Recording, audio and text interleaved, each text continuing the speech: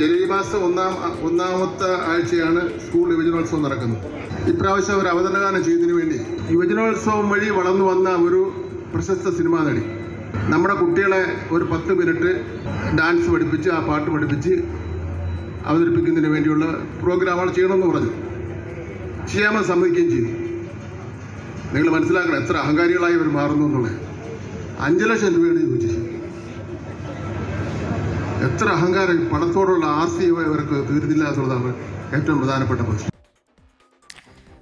സംസ്ഥാന സ്കൂൾ കലോത്സവത്തിലെ അവതരണ ഗാനത്തിന് നൃത്തം പഠിപ്പിക്കാൻ പ്രശസ്തയായ നടി വൻതുക പ്രതിഫലം ആവശ്യപ്പെട്ടു എന്ന് ഇന്ന് വിദ്യാഭ്യാസ മന്ത്രി വി ശിവൻകുട്ടി നടത്തിയ ഈ വെളിപ്പെടുത്തൽ വലിയ ചർച്ചകൾക്ക് വഴിവെച്ചിരിക്കുകയാണ്. കലോത്സവങ്ങളിലൂടെ പേരെടുത്ത നടി കേരളത്തോട് കാണിച്ചത് അഹങ്കാരമെന്നും പണത്തോട് ആർത്തിയാണ് ഇവർക്കെന്നും മന്ത്രി പറയുന്നു. ജോലി ചെയ്യുന്നതിന് പ്രതിഫലം ചോദിക്കുന്നത് തെറ്റാണോ? അതോ യുവജനോത്സവ വേദികളിലൂടെ വളർന്നു വന്ന ഒരു കലാകാരി അതേ വേദിയിൽ കുട്ടികളെ നൃത്തരംഗം പരിശീലിപ്പിക്കാൻ വൻ തുക ചോദിച്ചതാണോ മന്ത്രിയെ വേദനിപ്പിച്ചത്? ന്യൂസ് ഈവനിംഗ് വിശദമായി പരിശോധിക്കുന്നു. സ്വാഗതം.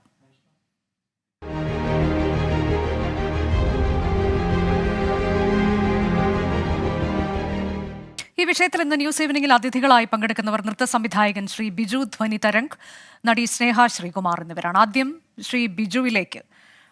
ബിജു, ഇപ്പോൾ ഈ അല്പസമയം മുൻപ് മന്ത്രി ഇതിൽ ഒരു ക്ലാരിഫിക്കേഷൻ നടത്തിയിട്ടുണ്ട്. മാധ്യമങ്ങളോട് സംസാരിക്കുമ്പോൾ കലോത്സവവുമായി ബന്ധപ്പെട്ട് ഒരു വിവാദം പോലും സർക്കാർ ആഗ്രഹിക്കുന്നില്ല, അതുകൊണ്ട് ഈ പ്രസ്താവന പിൻവലിക്കുകയാണ് എന്ന് പറയുന്നു. ഇനി ഇതിൽ വിവാദം വേണ്ട എന്ന് പറയുന്നു. 24-ഉം ഈ കലോത്സവത്തെക്കുറിച്ചൊന്നും ഒരു വിവാദത്തിനും 24-നും താല്പര്യമില്ല. അതങ്ങനെ വിവാദമാകേണ്ടുന്ന ഒരു കാര്യവുമല്ല. കുട്ടികൾക്ക് വേണ്ടി നടത്തുന്ന, സംസ്ഥാനത്ത് കേരളത്തിൽ മാത്രം നടന്നു വരുന്ന ഏഷ്യയിലെ ഏറ്റവും വലിയ കലാമേളയാണ്. പക്ഷേ നമ്മൾ എന്താണ് മന്ത്രി പറഞ്ഞതെന്ന് നമുക്കൊന്ന് കേട്ടിട്ട് ഞാൻ താങ്കളിലേക്ക് എത്താം. ഈ സ്കൂൾ കലോത്സവം തുടങ്ങുന്നതിന് മുമ്പ് ആവശ്യമില്ലാത്ത ഈ വിവാദങ്ങളും ചർച്ചയും, ചുമ്മാ കുട്ടികളെ നിരാശപ്പെടുന്ന രൂപത്തിലുള്ള ചർച്ചയൊന്നും വേണ്ട, അതൊന്ന് അവസാനിപ്പിക്കേണ്ടതായിട്ടുണ്ട്. ഞാൻ അതുകൊണ്ട് വെഞ്ഞാറമൂടിൽ ഞാൻ നടത്തിയ ഈ പ്രസ്താവന ഞാനങ്ങ് പിൻവലിക്കുകയാണ്.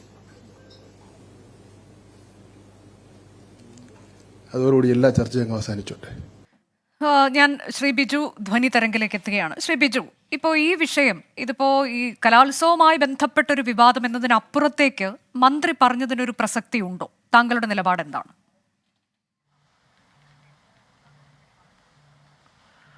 ആക്ച്വലി ഇതൊരു വലിയൊരു ഇത്ര വലിയൊരു ഇഷ്യൂ ആക്കി മാറ്റേണ്ട കാര്യമുണ്ടായിരുന്നില്ല. ഇതിപ്പോൾ നടിയുടെ വിമർശനമായിട്ടാണ് എല്ലാവരും വരുന്നത്. അതായത് നടിയെ രൂക്ഷമായി വിമർശിച്ചുകൊണ്ടാണ് ഇത് വന്നിരിക്കുന്നത്. ആക്ച്വലി അതിൻ്റെ ഒരു ആവശ്യമുണ്ടായില്ല. ഇതിൽ എന്താ സംഭവിച്ചിരിക്കാമെന്ന് വെച്ച് കഴിഞ്ഞാൽ, അവിടുന്ന് ചോദിച്ചിട്ടുണ്ടാവും എത്ര വരും പേയ്മെൻറ്റ്, ഇങ്ങനൊരു ഇൻട്രൊഡക്ഷൻ ഡാൻസ് ചെയ്യണമെങ്കിൽ എത്ര എക്സ്പെൻസ് വരും എന്ന് പറയും. ആ എക്സ്പെൻസ് എന്താണെന്ന് നടി പറഞ്ഞിട്ടുണ്ട്, 5 ലക്ഷം രൂപ. അത് അവർ അത് ചെയ്യുമ്പോൾ ഉണ്ടാവുന്ന എക്സ്പെൻസ് ആയിരിക്കും അവർ പറഞ്ഞിട്ടുണ്ടാവുക. അതിനെ നമുക്ക് ഒരിക്കലും അവരുടെ ഒരു എക്സ്പെൻസ് ആയിട്ട് നമുക്ക് കൂട്ടാനോ അല്ലെങ്കിൽ അവർ എടുക്കുന്നൊരു എമൗണ്ടായിട്ടോ കാണാൻ പറ്റില്ല. കാരണം കഴിഞ്ഞ കൊല്ലത്തെ ഇതേ അവതരണ ഗാനം ചിട്ടപ്പെടുത്തി ഞാനായിരുന്നു. അപ്പോൾ അതിനകത്ത് ഉൾപ്പെടുത്തിയിരുന്നത് എല്ലാം ആ ജില്ലയിൽ തന്നെ ഡാൻസ് കുട്ടികളായിരുന്നു. ഡാൻസേഴ്സിനെയും ആണ് നമ്മൾ ഒരു more than 40 ആർട്ടിസ്റ്റ് ഉണ്ടായിരുന്നു. അതേപോലെ തന്നെ ഈ പ്രാവശ്യം അതേ 40 ആർട്ടിസ്റ്റ് പ്രൊഫഷണൽ 40 ആർട്ടിസ്റ്റ് ആണെങ്കിൽ അതിൻ്റെ എക്സ്പെൻസ് നമ്മൾ കഴിഞ്ഞ കൊല്ലം വിചാരിച്ചതിനൊക്കെ ഡബിൾ ആയിരിക്കും. ചിലപ്പോൾ അതെല്ലാം കാൽക്കുലേറ്റ് ആയിരിക്കാം ഈ ഒരു നടി ഈ എക്സ്പെൻസ് പറഞ്ഞത്. അത് കറക്റ്റ് ശരിക്കും കൂട്ടിയാൽ തന്നെ ഒരു 40-50 ഡാൻസസ്, ഒരു 40 ഡാൻസസ് ഉണ്ടെങ്കിൽ ഒരാൾ കുറഞ്ഞത് ഒരു 5000 രൂപ വെച്ച് കൊടുക്കണം. പിന്നെ ഇപ്പൊ ഈ നടി തന്നെയാണോ ഇതിൽ പങ്കെടുക്കുന്ന കുട്ടികളുടെ മറ്റ് കാര്യങ്ങളെ, കുട്ടികളെ കൊണ്ടുവരുന്നതെല്ലാം ഈ പഠിപ്പിക്കുന്നയാൾ തന്നെയാണോ ചെയ്യേണ്ടത്? അതോ പറഞ്ഞു കൊടുക്കുക എന്നുള്ള ഉത്തരവാദിത്വം മാത്രമാണോ നടിക്കുള്ളത്, അല്ലെങ്കിൽ ഇത് പഠിപ്പിക്കുന്നയാൾക്കുള്ളത്? അല്ലേ, ഇപ്പോൾ ഇത് പഠിപ്പിക്കാനായിരിക്കില്ല ഏൽപ്പിച്ചിട്ടുണ്ടാവുക, അത് മൊത്തമായിട്ടായിരിക്കും ഏൽപ്പിച്ചിട്ടുണ്ടാവുക. അപ്പോൾ അങ്ങനെയാകുമ്പോൾ ഈ ഒരു എമൗണ്ട്, ഭീമമായ തുക എന്തായാലും ഇതിൻ്റെ എക്സ്പെൻസ് ആയിട്ട് വരും. അല്ലാണ്ട് പഠിപ്പിക്കാൻ വേണ്ടി ആരും 5 ലക്ഷം രൂപയൊന്നും മേടിക്കത്തില്ല. ഇപ്പം മന്ത്രി പറയുന്നത് പ്രകാരം ഇത് പഠിപ്പിക്കുന്നതിന് 10 മിനിറ്റ് നേരം അവതരിപ്പിക്കേണ്ടുന്ന ഒരു നൃത്ത രൂപം, രംഗം, അതിനുവേണ്ടി 5 ലക്ഷം രൂപ ചോദിച്ചു എന്നുള്ളതാണ് മന്ത്രി പറയുന്നത്. അതും ഇന്നിപ്പോൾ മന്ത്രി അല്പസമയം മുൻപ് പറഞ്ഞത് മന്ത്രിയോടല്ല സംസാരിച്ചത്, മന്ത്രിയുടെ സെക്രട്ടറിയോടാണ് സംസാരിച്ചത്. അപ്പോഴാണ് ഇങ്ങനൊരു ആവശ്യം മുന്നോട്ട് വെച്ചത്. അതിൽ നിന്ന് മന്ത്രി ഇപ്പോൾ ആ പ്രസ്താവന പിൻവലിക്കുന്നു. പക്ഷേ അത് പറഞ്ഞിട്ടുള്ള കാര്യമാണ് എന്നുള്ളത് മന്ത്രി ഉറച്ചു നിൽക്കുകയും ചെയ്യുന്നുണ്ട്. വിവാദം വേണ്ട എന്നുള്ളത് കൊണ്ട് മാത്രമാണ് ഇതിൽ നിന്ന് പ്രസ്താവന പിൻവലിക്കുന്നതെന്നാണ് മന്ത്രി പറയുന്നത്. പക്ഷേ ബിജു, ഇതിൽ ഈ പ്രതിഫലം ചോദിക്കുന്നതിൽ എന്ത് തെറ്റ് എന്ന് പറയുമ്പോൾ തന്നെ മന്ത്രി ഇതിൽ പറയുന്ന ഒരു പ്രധാനപ്പെട്ട കാര്യം, താങ്കളത് കേട്ടല്ലോ, യുവജനോത്സവത്തിലൂടെ വളർന്നു വന്ന ഒരു താരം ഇപ്പോൾ നടിയായി മാറിയിരിക്കുന്നു. അതാണ് എനിക്ക് തോന്നുന്നു മന്ത്രിയെ ഇത്രയധികം വേദനിപ്പിച്ചതെന്ന് തോന്നുന്നു. അതേ വേദിയിൽ കുട്ടികൾക്ക് മറ്റൊരു തലമുറയാണല്ലോ ഇപ്പോൾ ഉള്ളത്. ഇത് നൃത്തം പറഞ്ഞു കൊടുക്കാൻ വേണ്ടി ഇത്ര വലിയ തുക ചോദിച്ചു എന്നുള്ളിടത്താണ് മന്ത്രിക്ക് വേദനിച്ചത്. ശ്രീ ബിജു. ഓക്കെ, ആദ്യം മുതലേ ഞാൻ പറയട്ടെ. ആദ്യം മന്ത്രി പറഞ്ഞ 7 മിനിറ്റ് അല്ലെങ്കിൽ 10 മിനിറ്റ് വരുന്ന ഡാൻസ് എന്ന് പറഞ്ഞല്ലോ. നമുക്ക് നോക്കുമ്പോൾ 7 മിനിറ്റേ ഉള്ളൂ. ആ 7 മിനിറ്റും അത്രയും കുട്ടികളെ ഒരുമിച്ച് അവതരിപ്പിക്കുക, പഠിപ്പിക്കുക എന്നുള്ളത് വലിയൊരു പ്രോസസ്സാണ്. നമ്മൾ 7 മിനിറ്റ് എന്നുള്ള കണക്ക് തന്നെ അത് തെറ്റായ ഒരു പ്രസ്താവനയിൽ വരുന്നൊരു കാര്യമാണ്. അത് 7 മിനിറ്റ് ഒന്നുമല്ല. 7 മിനിറ്റ് എന്ന് പറഞ്ഞാൽ കുറേ നേരത്തെ എത്രയോ ദിവസങ്ങളുടെ പ്രയത്നം കൊണ്ടാണ് ആ 7 മിനിറ്റിലേക്ക് ഇത്രയും ഡാൻസേഴ്സിനെ ഒരുപോലെ അവതരിപ്പിക്കാൻ പറ്റുക എന്നുള്ളത് ഞങ്ങളെപ്പോലെ പരിശീലിപ്പിക്കുന്നവർക്ക് മാത്രമേ അത് അറിയത്തുള്ളൂ. അപ്പോൾ അത് തന്നെ ഒരു ഇതാണ്. പിന്നെ ഈ ഡാൻസേഴ്സിന് എക്സ്പെൻസ് എല്ലാം ഒരാൾ തന്നെ മീറ്റ് ആണ് ഏൽപ്പിച്ചെങ്കിൽ അത് വലിയൊരു എമൗണ്ട് ആണ്. പിന്നെ അതിനെക്കാട്ടും ഉപരി ഞാൻ പറയട്ടെ, ഈ ഡാൻസേഴ്സ് ഇപ്പോൾ പറഞ്ഞ പോലെ ഈ പ്രഗത്ഭരായ ഡാൻസേഴ്സ് നമുക്ക് പുറത്തുനിന്ന് വിളിക്കുമ്പോൾ വരുന്ന എക്സ്പെൻസും എല്ലാം വലിയൊരു ഭീമമായ തുക തന്നെയാണ്. മനസ്സിലാവുണ്ടോ?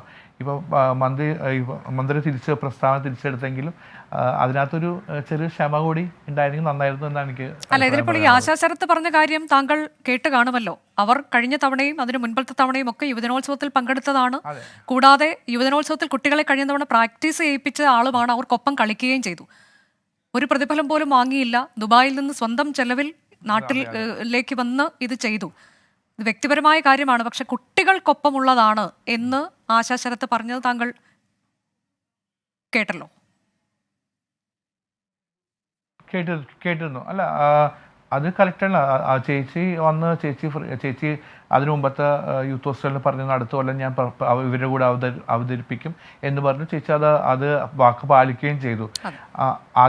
അത് ചേച്ചിയുടെ ഒരു പേഴ്സണൽ സൈഡാണ്. പക്ഷേ ആ ഡാൻസ് കളിക്കാനുണ്ടായ എക്സ്പെൻസ് എന്തായാലും ഈ അവതരണ സംഘം മീറ്റ് ചെയ്തിട്ടുണ്ട്. അതായത് അത്രയും ഡാൻസേഴ്സിനുള്ള കോസ്റ്റ്യൂം, മേക്കപ്പ്, ഓർണമെന്റ്സ് എന്നുള്ള സംഭവങ്ങൾ എന്തായാലും മീറ്റ് ചെയ്തിട്ടുണ്ട്. അപ്പൊ ആ എക്സ്പെൻസ് ശരിക്കും പറഞ്ഞു കഴിഞ്ഞാൽ ആ എക്സ്പെൻസ് ആയിരിക്കാം ചിലപ്പോൾ ഈ നടി ചോദിച്ചത്.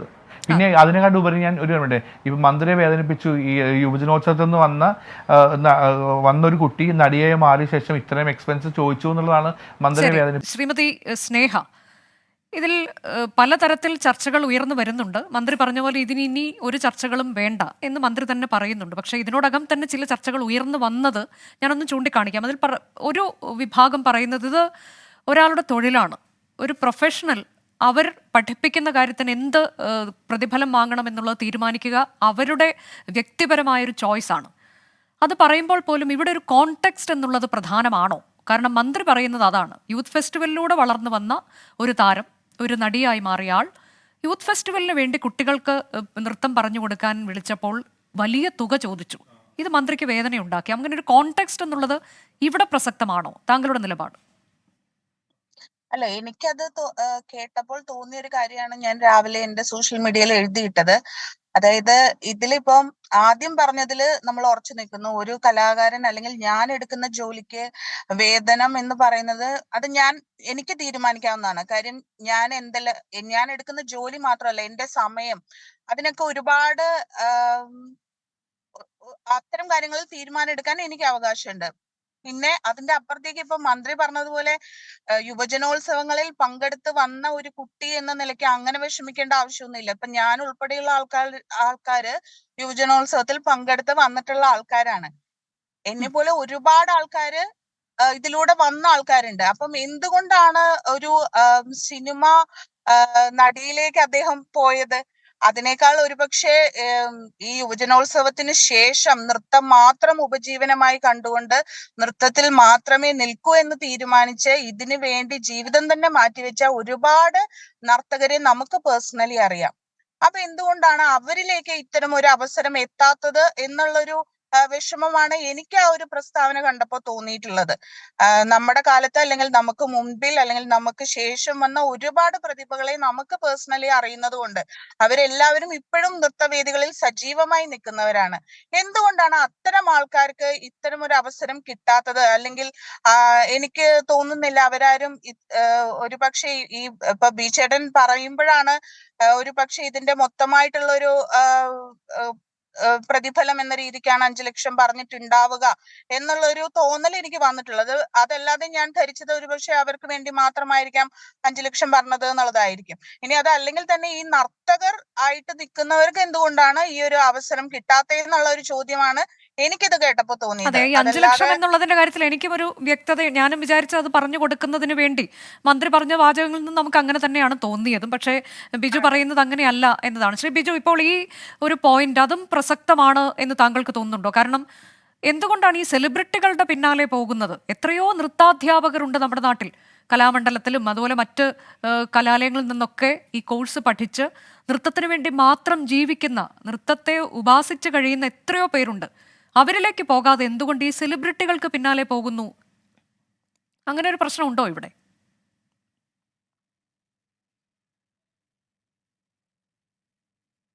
അത് തന്നെയാണ് കാരണം. ഇപ്പോൾ മന്ത്രി പറഞ്ഞ പോലെയാണെങ്കിൽ യുവജനോത്സവത്തിൽ വന്ന പ്രഗത്ഭരായ നർത്തകരും നൃത്ത സംവിധായകരും ഒക്കെയുള്ള നാടാണ് നമ്മുടെ. എന്തുകൊണ്ട് അവരിലേക്ക് പോയില്ല?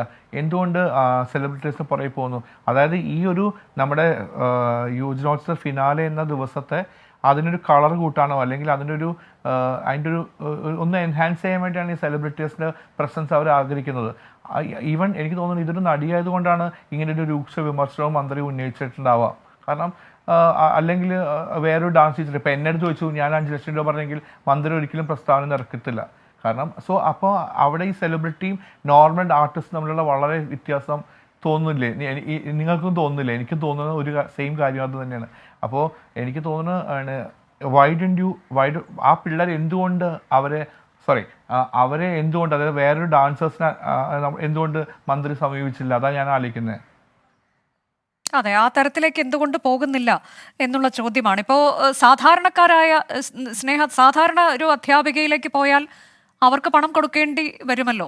അങ്ങനെ വരുമ്പോൾ സർക്കാർ പണം കൊടുക്കുന്നത് കൊണ്ട് പ്രശ്നമുണ്ടോ എന്ന് എനിക്ക് തോന്നുന്നില്ല. ഈ വൻ തുക എന്നുള്ളത് ആയിരിക്കുമോ ഒരുപക്ഷെ മന്ത്രിക്ക് അതൊരു ബുദ്ധിമുട്ടായി മാറിയത്?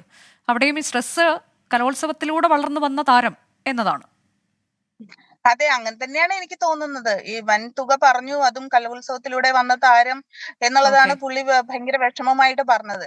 അപ്പൊ ഞാൻ വിചാരിക്കുന്നത് നമ്മുടെ മറ്റു വേദികൾ മാറ്റി നിർത്തട്ടെ, അത് അവരവരുടെ പേഴ്സണൽ ചോയ്സ് ആണ്. പക്ഷെ നമ്മുടെ സർക്കാർ നടത്തുന്ന വേദികളിൽ എന്തുകൊണ്ടാണ് അത് സെലിബ്രിറ്റീസിലോട്ട് ഫോക്കസ് ചെയ്യുന്നത്? ഇപ്പൊ ഡാൻസ് ഫെസ്റ്റിവൽ ഉൾപ്പെടെയുള്ള കാര്യങ്ങൾ ഉൾപ്പെടുത്തിക്കൊണ്ട് തന്നെയാണ് ഞാൻ സംസാരിക്കുന്നത്. നമ്മുടെ കേരളത്തിൽ തന്നെയുള്ള എത്രയോ നല്ല പ്രതിഭകൾക്ക് അവസരം കിട്ടാതെ വരുന്നുണ്ട് എന്നുള്ള ഒരു കാര്യം വളരെ വിഷമത്തോടെയാണ് ഞാൻ പറയുന്നത്. ഇനിയെങ്കിലും സർക്കാർ വേദികളിലേക്ക് നമ്മുടെ പ്രഗത്ഭരായ നർത്തകർക്കുള്ള അവസരങ്ങൾ കൊടുക്കണം. പിന്നെ സർക്കാർ എന്തായാലും ഇതിനു വേണ്ടിയിട്ട് ഒരു തുക മാറ്റിവെച്ചിട്ടുണ്ടാകും. അത് എന്തുകൊണ്ടാണ് നമ്മുടെ സാധാരണ കലാകാരന്മാർക്ക് കൊടുത്തു കഴിഞ്ഞാൽ അതും വളരെ വലിയൊരു കാര്യമല്ലേ? അങ്ങനെയാണ് ഞാൻ ചിന്തിക്കുന്നത് അതിനെ. ന്യൂസ് ഈവനിംഗ് അവസാനിക്കുന്നു.